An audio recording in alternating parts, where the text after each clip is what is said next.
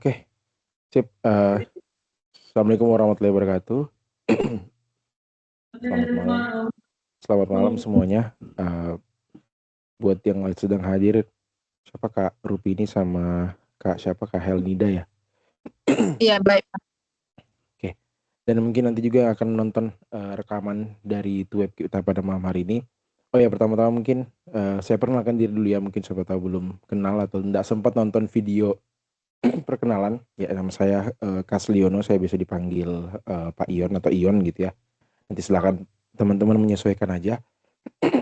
Maaf ya, ini saya lagi flu ya, jadi mungkin suaranya agak sedikit terganggu.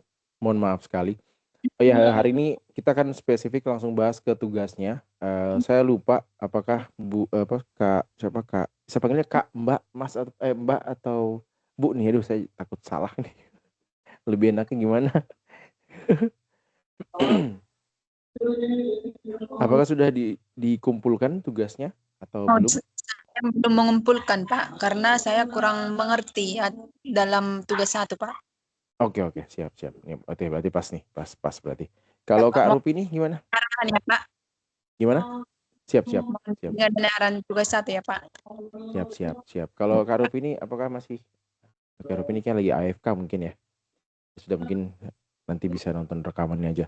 Oke, sebelum saya mulai mungkin sebelum saya masuk ke penjelasan ataupun pembahasan tentang tugas satu, mungkin saya akan bahas dulu tentang rule ataupun aturan dari UT-nya, bahwa teman-teman perlu ingat bahwa tugas 1, 2, dan 3 itu wajib untuk dikerjakan. Salah satu tugas tidak dikumpulkan, itu akan menyebabkan nilai teman-teman semua akan jadi error atau E gitu. Jadi jangan sampai tidak mengerjakan ya, sesibuk apapun teman-teman, diluangkan waktunya untuk mengerjakan biar tidak perlu mengulang mata kuliah ini lagi. Ya, Pak. Kemudian selain daripada itu, mungkin saya langsung share screen aja biar enak. Ini kita langsung bedah tugasnya ya teman-teman. Bentar, ini saya share. Oke.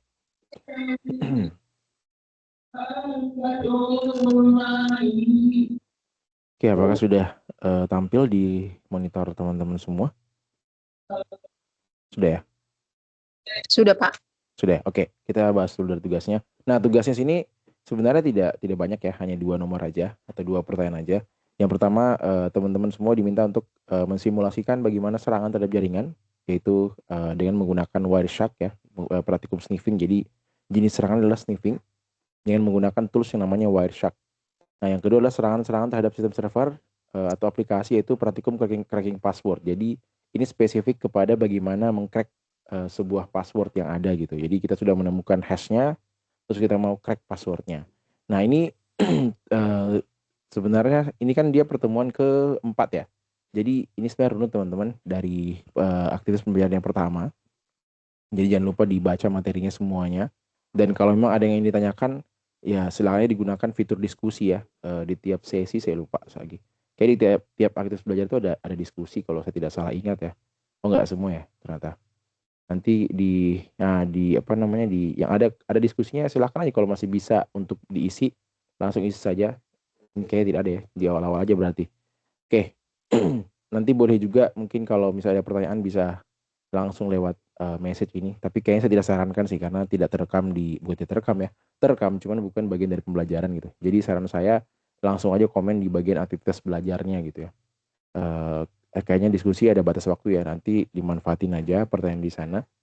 Nah, terkait dengan tugasnya, saya kembali ke tugas dulu. Nah, di sini sebenarnya teman-teman bisa tinggal download aja pedoman praktikumnya. Namun dari tugasnya tadi cuma 2 dari semua praktikum yang ada, tapi saya sangat sarankan teman-teman itu mengerjakan semuanya. Bentar, ini saya buka dulu. Nah, di sini ada banyak praktikum ya. Yang pertama itu adalah praktikum scanning. Nah, ini dari tugasnya bukan ini yang dikerjakan. Yang tugasnya itu adalah yang Wireshark. Ini di HCP Pals juga bisa kalian coba ikuti langkah-langkahnya untuk mengerjakannya. Jadi tujuannya untuk menambah wawasan teman-teman atau pengetahuan teman-teman dari sisi keamanan. Mana tadi satunya lagi? Ini dia. Yang ini yang teman-teman ikuti, yaitu menggunakan Wireshark. Sebenarnya teknik sniffing untuk menggunakan Wireshark ini di internet banyak banget tutorialnya. tinggal diselam saja, dicari di YouTube ada, TikTok juga ada kalau tidak salah. Tinggal pilih mau yang mana, di Google apalagi gitu ya. Dan silahkan dipilih aja. Mulai dari yang paling mudah sama yang paling gampang. Nah, sebenarnya tujuannya di materi ini bukan mengajarkan teman-teman untuk menyerang, tidak. Jadi meskipun sebenarnya langkah-langkah yang dilakukan kalau diterapkan ke kenyataan bisa jadi tidak bisa dilakukan karena hanya internal aja, ya memang bukan itu harapannya gitu ya. Karena tujuannya hanya untuk menunjukkan bahwa jenis serangan ini akan mungkin mengancam sistem yang dibangun atau kita sebagai user gitu. Jadi sebagai teknisi ataupun sebagai user ini akan mengancam kita gitu. Oke, mungkin saya sedikit jelaskan juga untuk tugas yang pertama terkait dengan Wireshark. Mana tadi? Soalnya ya. Nah, di sini diminta untuk melakukan praktikum tentang serangan Wireshark. Teman-teman bisa mengikuti langkah-langkah yang ini. Di sini kan dia minta untuk menggunakan VirtualBox atau virtual machine atau VMware atau VirtualBox bebas.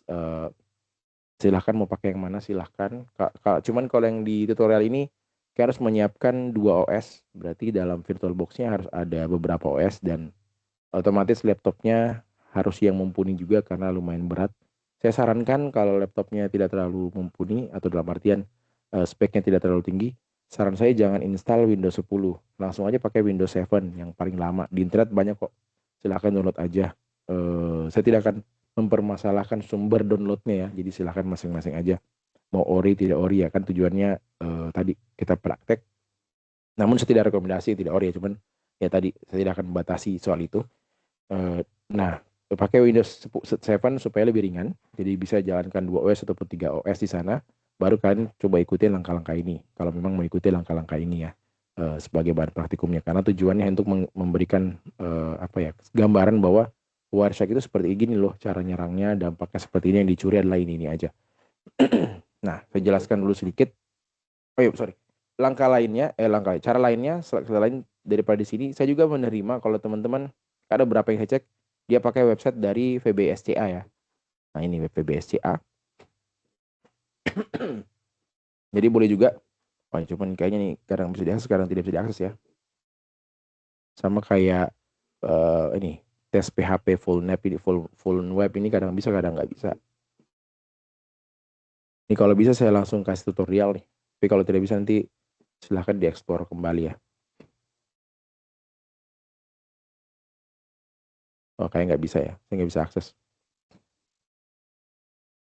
Kalau tadi pagi masih bisa, tadi siang juga masih bisa. Saya nggak tahu, kayaknya ya namanya website buatan mereka ya, mungkin lagi gangguan kali. Jadi sedikit informasi aja isi website ini nanti ada menu login, username sama password. Nah, website ini memang didesain dia tidak tidak aman gitu. Jadi kita bisa men-sniffing username dan password yang dimasukkan. Nah, cuman saya tidak bisa buka nih. Jadi saya tidak bisa tutorial langsung. Nanti teman-teman bisa cek lagi ya. Atau link saya salah kayaknya enggak ya. Oh, udah betul nih. vbsca.ca sudah benar ya. Nanti isinya adalah username login. Ntar saya coba buka pakai browser yang lain ya, siapa tahu berhasil. Nah, takutnya browser saya yang meng-cut websitenya. Bentar.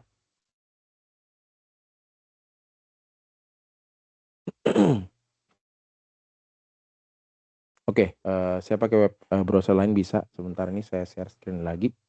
Karena kayaknya pasti tidak kelihatan ya. Ini saya share seluruh screen aja deh biar enak. Apakah sudah terlihat, teman-teman? Ini webnya, aduh, sorry. Ini websitenya ya, vbsca.ca. Cari aja di Google, vbsca.ca. Ada lagi satu namanya full web test. Ini di search aja. Nah, ini saya nggak tahu bisa diakses apa enggak, karena dari tadi sore saya coba nggak bisa. Ya tadi lagi mungkin karena banyak akses atau yang lainnya mungkin ya. Karena kan mungkin yang praktek mata kuliah ini banyak ya. Jadi bisa jadi mungkin yang kunjungi banyak juga. Nah, ini opsinya, kalau jadi tinggal pilih aja mau yang mana antara dua ini ya. Kemudian nanti sebelum masukkan username dan password, silahkan nanti coba dinyalakan dulu Wireshark-nya. Saya punya Wireshark di sini. Nah, Wireshark-nya bebas.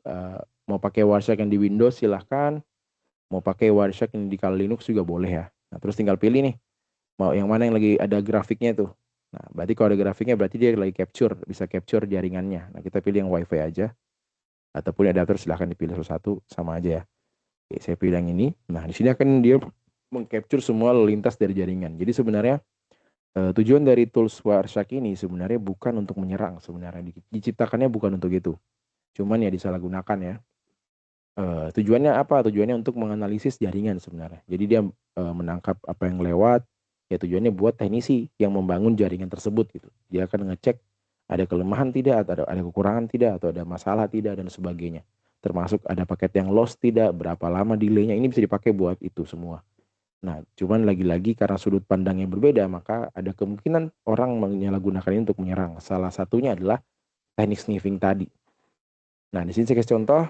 Ini dia sambil capture ya, dia merekam semua transmisi data yang terjadi pada jaringan yang saya lagi gunakan nih. Jaringan di rumah ya, dalam hal ini saya pakai IndiHome gitu ya.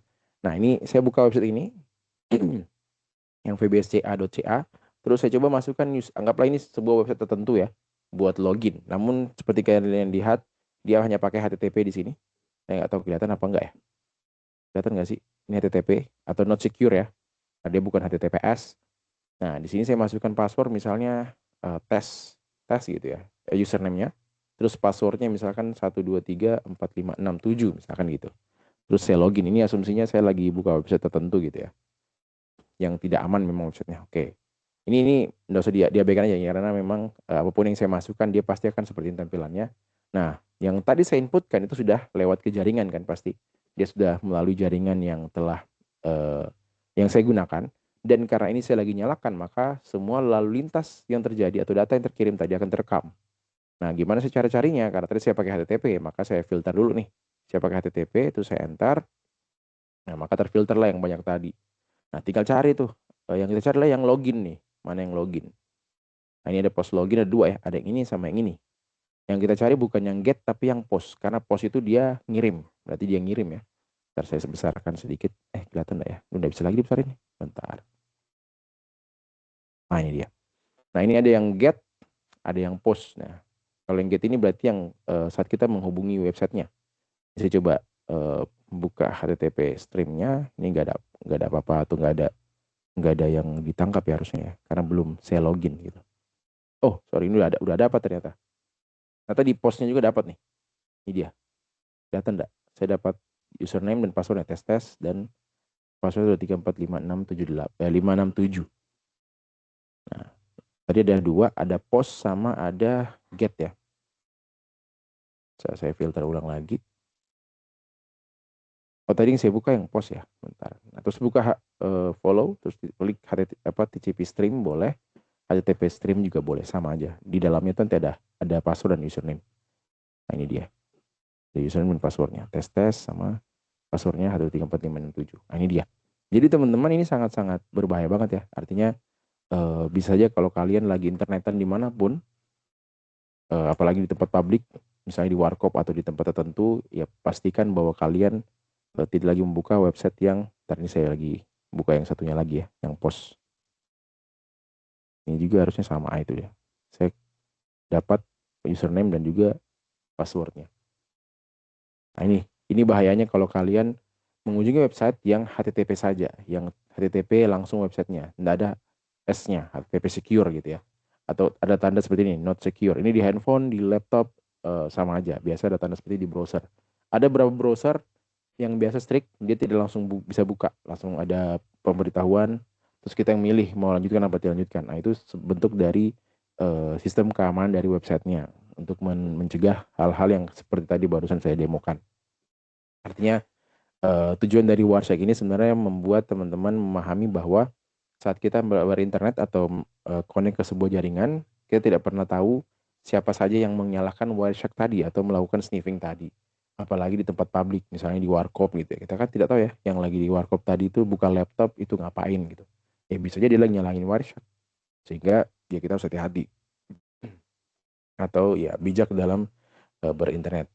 Makanya saya pribadi pun ketika transaksi di warkop ataupun dimanapun misalnya menggunakan kris atau ya perbankan, saya pasti akan pindahkan dulu jaringannya. Misalnya awalnya saya pakai wifi dari warkopnya atau warungnya atau tempatnya gitu, saya pindahkan ke jaringan seluler dulu. Baru saya masukin PIN segala macam, baru saya bayar, setelah itu baru saya kembali connect ke wifi. Ya karena tadi takutnya terjadi transmisi data, username dan password yang saya kirimkan itu tercapture oleh tools-tools tertentu. Dan satu lagi, untuk sniffing itu tidak hanya pakai Wireshark sebenarnya, ada banyak. Cuman yang populer ya Wireshark.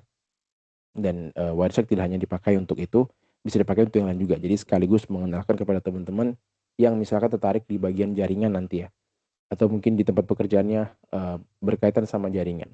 Nah, jadi udah hanya ini aja kalian praktekkan, saya sudah bisa terima. Jadi tidak harus ikutin yang di modul ini ya. Namun kalau memang mau eksplor lebih jauh biar lebih paham lagi, karena ini telnet ini zaman dulu sebenarnya telnet. Telnet itu internet, bukan internet, jaringan zaman dulu yang memang tidak aman sih. Dia pakai TCP ya. Jadi sangat-sangat rentan sekali memang. Dan memang ini tujuannya untuk menjelaskan kepada kita semua ya. Ya, jadi silahkan mau pakai ini boleh, mau pakai cara yang tadi juga boleh. Karena saya paham bisa jadi agak susah kalau pakai virtual mesin ya. Karena berat, butuh lumayan berat kalau pakai virtual mesin. Bentar, ini saya mau menunjukkan. Nah, boleh juga teman-teman bisa pakai Kali Linux. Misalnya saya kan punya VirtualBox di sini, terus saya jalankan Kali Linux. Karena di Kali Linux ini dia memang dirancang untuk melakukan ya jenis-jenis serangan tadi, termasuk juga bertahan sih, tapi mayoritas isi toolsnya serangan. Dan salah satunya ada Wireshark juga. Ya, jadi silahkan kalau pakai Linux juga saya tidak larang. Jadi OS-nya saya tidak batasi teman-teman.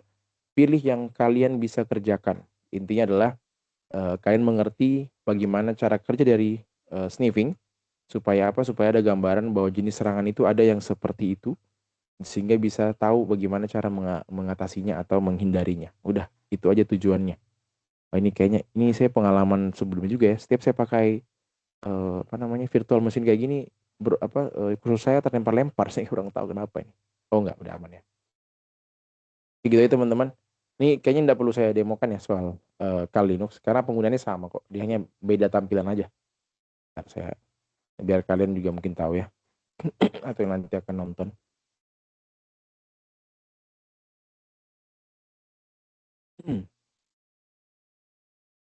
Nah, di sini saya punya ini dia. Ini Wireshark nih. Kalau misalnya tidak lihat atau tidak ketemu karena logonya berbeda, karena agak sedikit beda karena ini Linux ya. Nah, udah search aja. Dia udah ada terinstall kok Wireshark. Nah, ini dia.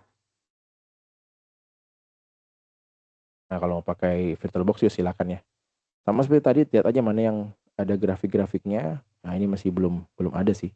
Berarti saya belum connect ke internet nih. Coba kita cek dulu apakah sudah berhasil connect ke jaringan. Misalkan saya buka browser dulu ya. Nah, ini kelemahan nih kalau pakai VirtualBox, kita harus pastikan bahwa jaringannya connect dulu ya. Saya coba tes dulu apakah sudah connect ke internet. Oh, sudah connect.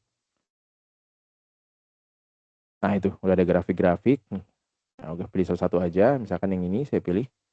Nah, sama kayak tadi ya, kurang lebih. Ini saya buka maximize aja. Sama. Misalkan saya buka di Windows nih, saya pakai Windows, saya buka yang ini lagi. Saya coba ya apakah bisa atau tidak. Nah, ini saya coba masukkan tes, passwordnya saya samakan aja. Tes juga gitu ya. Kita mulai, kita login, oke sudah. Harusnya sudah tercapture sama ini dan juga yang di sini harusnya ya. Oke, coba kita filter. Nah, ini dia, ada post. Kita cek, kita follow, HTTP stream atau TCP stream sama aja. Keduanya akan dapat akan dapat username sama passwordnya. Nah, coba kita intip apakah dapat. Nah, ini dia. Nih, username-nya tes, passwordnya juga tes. Sama ya. Jadi saya samakan nih. Jadi bebas ya teman-teman, mau pakai Kali Linux, mau pakai Windows, silakan sama aja. Nah, cuman kalau pakai VirtualBox kayak saya ini, saya sarankan pastiin di settingan VirtualBox-nya. Bentar ya, Nah, di sini settingannya pastiin di bagian network. Ini dia bridge adapter. Pastiin ini bridge adapter, terus pilih nama WiFi kalian ataupun apapun yang digunakan ya. Terus ini yang paling penting di bawah nih. Di bagian permissionless mode-nya pastikan dia bukan deny tapi allow all. Nah, ini yang kadang lupa di setting sehingga kok tidak bisa ke sniffing gitu. Ini dia terkurung di VirtualBox-nya kalau kita deny. Memang ini biasa digunakan juga kalau kita bicara soal bedah malware gitu ya. ada malware, takut malware kena laptop kita atau PC kita yang biasa digunakan, makanya pakainya VirtualBox. Nah, bedanya dalam VirtualBox, kalau memang kondisinya mau menangani malware, berarti ini pastikan dia deny supaya dia tidak keluar ke perangkat kita yang sesungguhnya gitu. Jadi cuman dia bermain-main di VirtualBox-nya aja. Jadi kalau ada apa-apa tinggal dihapus aja gitu. Tinggal di apa? Ini tinggal di remove, selesai gitu. Ini kan lagi jalan ya. Saya nggak bisa remove. Nah, ini itu manfaat dari VirtualBox ya. Oke, terus lagi tips lagi buat teman-teman, kalau ada yang merasa bahwa laptopnya lemot gitu ya. Jadi susah susah buat melakukan yang tadi. Kalau pakai VirtualBox, opsinya selain pakai cara yang tadi, boleh juga, saran saya sih kalau bisa jangan pakai Windows gitu ya. Pakainya Linux, misalnya Linux Mint gitu yang ringan. Nah, baru di Linux Mint-nya kalian install VirtualBox. Dan kalau tidak salah ada bawaannya sih VirtualBox. Nah, di situ baru terserah kalian mau install server, install apapun bebas ya. Karena kebetulan di laptop saya yang satunya lagi itu laptop jadul, itu saya pakai Linux Mint. Ini sekalian saya liatin aja. Ini saya remote ya, karena laptopnya di ruang lain.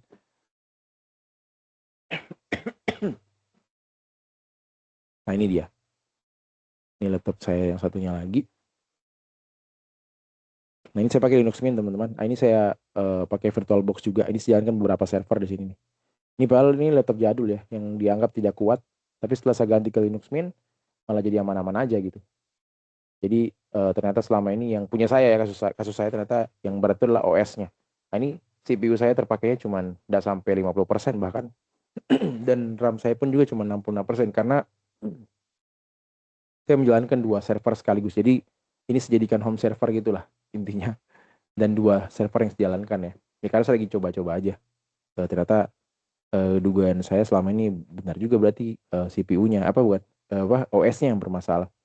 Karena saat saya ganti laptop itu gara-gara Windows setiap menyala itu langsung 100% CPU, RAM-nya. Jadi gara-gara itu. Ternyata pas saya install Linux malah jadi ringan. Jadi mungkin ini bisa tips buat teman-teman, kalau merasa laptopnya tidak kuat mungkin boleh dicoba. Saya tidak jamin sih bahwa akan ringan juga, tapi boleh dicoba, siapa tahu ternyata lebih ringan dan akhirnya bisa lebih optimal kerjaannya. Cuman memang harus belajar lagi ya karena beda OS. Dan ya menurut saya tidak susah sih. Apalagi di era AI zaman sekarang sih. Ada kendala dikit tinggal dilempar ke AI-nya bisa dibantu buat carikan solusi. Oke, mungkin itu aja. Kita lanjut lagi teman-teman. Nah, itu soal yang pertama ya. Soal yang pertama bisa cara yang tadi. Oke, kita lanjut ke soal yang kedua. Nah, soal yang kedua ini teman-teman diminta untuk melakukan cracking password. Sebenarnya ada berapa tools untuk cracking password? Ini di berapa ya? Bentar, saya searching dulu. Saya lihat dulu yang mana tadi. Kalau di tutorial ini pakainya website. Saya lupa nama websitenya apa, jadi saya cek sini aja. Nah, ini. Tinggal ikuti langkah-langkah yang di sini saja. Nah, bisa pakai punyanya Cisco ya, teman-teman. Bentar, di sini ada 2 jenis cracking password ya. Oh, kalau ini yang lewat router. Nah, ini bisa pakai ini nih, punyanya Cisco. Ya, ini dia. Bentar, saya buka di tab yang lain aja. Oke, nah ini bisa pakai ini, punya Cisco. Jadi di sini sudah ada juga yang diminta. Nah, teman-teman dicoba minta untuk mengecek yang ini. Ini adalah hashing ya, teman-teman. Bukan hashing, tergantung dari jenisnya apa ya, passwordnya jenis apa. Kita coba crack, bisa apa tidak gitu ya. Ini kayak nggak jalan ya. Bentar.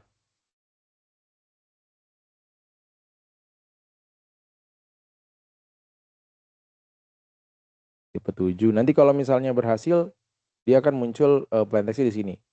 Ini kayak tidak berhasil nih. Ini ada 2 jenis tipe kalau saya tidak salah ingat. Nah, ini dia ada yang tipe 5. Kita coba, ini kan tipe 7 ya. Nah, kita coba di tipe 5.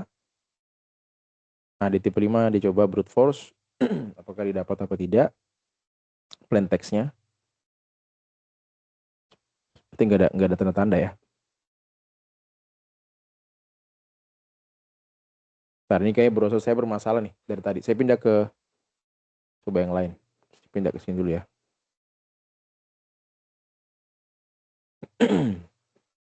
Oke. Kemudian yang 7 tidak bisa, coba kita yang 5.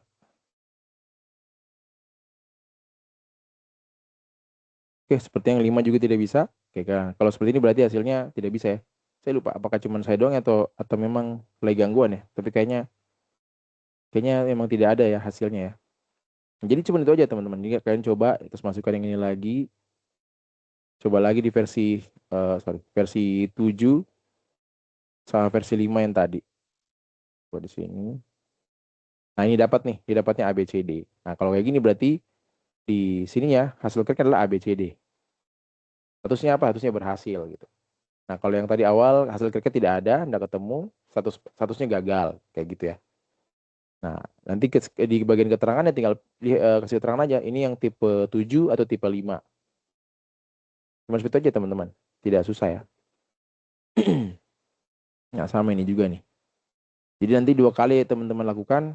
Yang pertama untuk tipe 7 ini, habis itu setelah selesai lakukan lagi dengan password yang sama untuk tipe 5. Nanti tinggal lihat hasilnya apa aja yang ditemukan. Udah, hanya itu aja. Nah, di sini sebenarnya tujuannya apa? Tujuannya adalah menunjukkan bahwa password kita itu yang ada di database itu biasanya disimpan dalam bentuk hashing ya, atau ya seperti ini nih, MD atau message digest. Tujuannya supaya super admin itu tidak bisa mendownload atau membuka password kita. Itu tujuannya sebenarnya. Nah, namun ada tools-tools yang dikembangkan nih, banyak tools yang dikembangkan yang dimana dia sudah bikin list. Nah, contohnya adalah ini nih. Dia sudah bikin list yang dimana dari MD yang kita punya, misalnya kayak ABCD, itu MD-nya ini nih. Atau message digest atau hashingnya ini. Jadi ketika kita masukin hashingnya, dia langsung cari di database-nya. Dan langsung kelihatan plain text-nya apa. Selain ini ada lagi tools satunya, tapi mungkin saya tidak bisa kasih tahu. Karena tadi ya tujuannya bukan ngajarin kalian menyerang, tapi memberikan gambaran bahwa penyerangan itu bisa seperti ini. Nah, tools yang lainnya lagi itu bahkan kita bisa bikin list kita sendiri. Kalau ini kan dia list yang ada pada website IFM ya, atau punyanya si Cisco Password Cracker ini ya. Jadi kita tidak bisa otak-atik listnya. Nah, tools yang saya tadi mau kasih tahu kalian tuh, tapi tidak jadi, itu dia bisa kalian bikin list sendiri. Artinya apa? Artinya penyerang di luar sana itu bisa melakukan cracking password. Nah, namun yang perlu diingat bahwa password yang bisa di-crack adalah password yang bisa ditebak. Maksudnya apa? Maksudnya adalah password yang ada dalam list. Jadi dalam hal ini berarti misalnya kayak ABCD. Ini dibikin dulu listnya nih ABCD. Jadi ketika ada MD seperti ini, maka akan muncul nanti ABCD di sana. Jadi kan ketebak passwordnya. Atau admin misalkan passwordnya. Atau admin 123 dan seterusnya. Nah, ini ada satu tools lagi yang yang ini saya boleh kasih tahu ke teman-teman untuk keamanan. Namanya adalah password monster. Jadi www.passwordmonster.com. Saya lupa lagi, saya langsung Google aja deh. Aduh, sorry.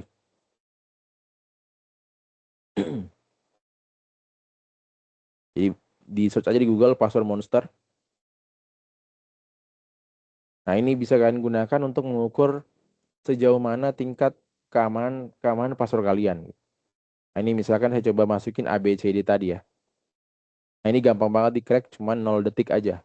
Atau misalnya admin 123 gitu ya. Ini juga sama. Misalkan saya kasih password yang lain, misalnya admin tapi A-nya pakai A gini, terus D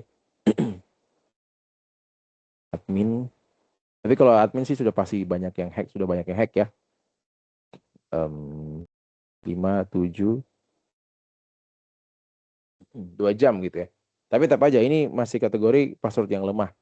Tapi kalau kata-kata yang jarang dipakai, misalnya nama-nama yang aneh gitu ya. Misalnya apa ya?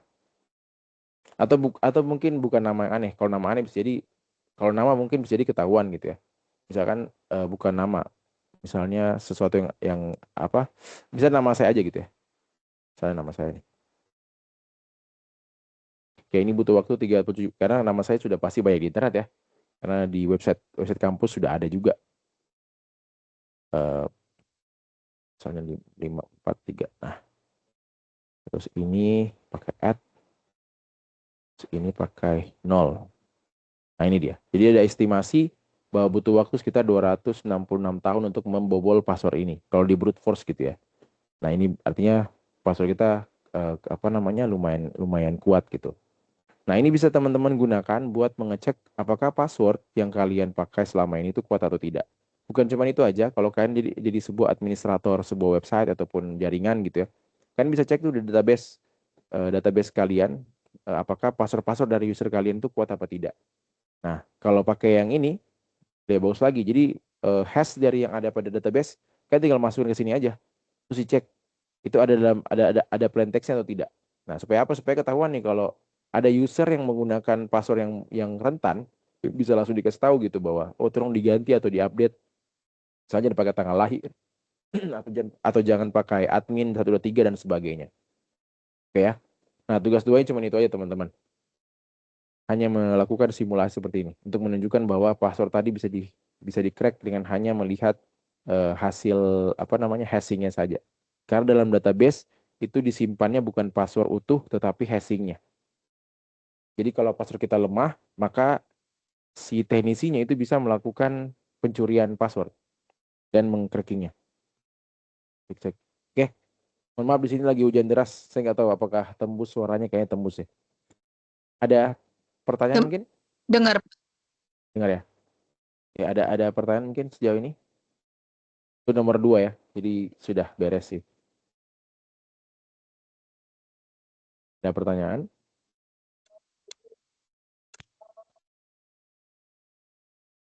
Oh ya ini dia yang apa tadi yang saya mau bilang bisa diganti passwordnya. Bisa menggunakan LCP yang ini juga. Ini mirip nih seperti tools yang saya bilang tadi. Yang saya tidak jadi bilang maksudnya. Ini mirip.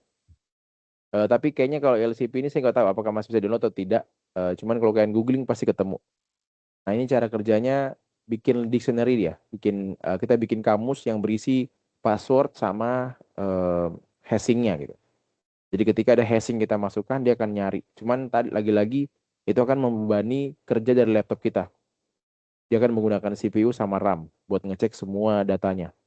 Jadi kalau datanya besar atau dictionary banyak, misalnya 10 juta password gitu, nah, itu akan lama tuh, butuh waktu buat dia proses. Oke, ada yang mau ditanyakan mungkin teman-teman?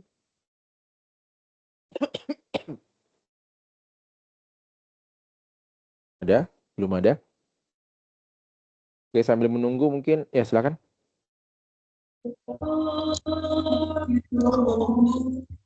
Izin Pak, Ya, nanti tutorialnya ini boleh saya minta Pak, maksudnya entah di e-learning nanti dibuat Pak, soalnya kan saya nanti kurang saya akan upload. Iya ya, nanti saya akan oh, upload di YouTube kok, tenang aja. Saya akan upload di YouTube. Terus nanti linknya saya akan sematkan di LMS. Nanti di sesi 6 di bawahnya link apa namanya link to web ini. Biasanya seperti itu. Aman. baik Pak, terima kasih Pak. Siap-siap. Oh iya, hampir saya lupa ya. Kita belum dokumentasi. Aduh, ini laporan saya nanti bisa kena marah saya nih. Saya izin dokumentasi, boleh mungkin kalau yang bisa on cam, boleh on cam dulu biar saya enak gitu dokumentasikannya. Boleh, mungkin abang kakak semuanya boleh on kameranya. Apalagi AFK ya semuanya. Bentar, ini ada abang ya. Kakak semua ya kayaknya.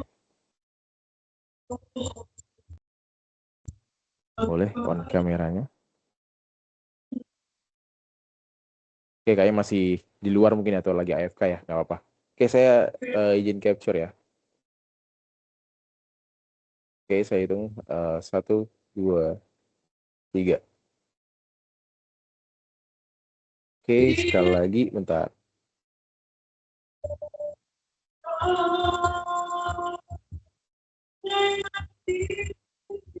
Sekali lagi, 1, 2, 3. Oke, sekali lagi, 1, 2, 3. Oke, sip, terima kasih. Ada mungkin yang mau ditanyakan? Kak Helnida, masih ada yang ditanyakan? Tidak ada lagi Pak. Oke, siap. Jika sudah tidak ada, oh ya satu lagi terakhir, saran saya silakan dikerjakan semua praktikumnya ya, buat kalian juga, buat pemahaman kalian semua, biar kalian yang Baik. jago ya. Ya, jika ada waktu yang lebih luang. Tapi prioritaskan kerjakan tugasnya dulu supaya nilainya saya bisa segera nilai, jadi nilai kalian aman gitu ya. Nah baru sih saya tinggalkan eksplorasi biar makin jago. Oke, semangat terus belajarnya. Kalau tidak ada pertanyaan mungkin saya akhiri web kita pada hari ini teman-teman ya. Semoga selalu semangat, diberi kesehatan ya, dan diberi kelancaran dalam segala hal, termasuk rezekinya dan apapun itu. Oke, saya akhiri. Terima kasih semuanya. Assalamualaikum warahmatullahi wabarakatuh dan selamat malam. Iya, baik Pak. Terima kasih Waalaikumsalam. banyak. Terima kasih, Pak. Sama. Oh, ada ternyata Eka ya. Data tidak on mic, tidak on cam sama on mic. Oke, saya izin end apanya nih? End recordnya dulu ya. Kalau ada yang mau diskusikan, boleh.